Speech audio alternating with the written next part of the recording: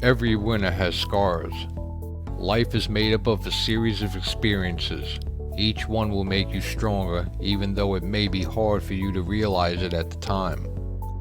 Life is your classroom in which you are being tested, tried, and passed. Always try to stay in the midst of life and activity. Don't isolate yourself from the action. Your character develops itself in the stream of life. The setbacks and hardships you endure actually help you in your march forward to success. The world was built to develop your character. Life expects you to make progress in reasonable time. That's why those elementary school chairs are so small. Warm regards, your fellow legacy leaver, Robert Tantullo.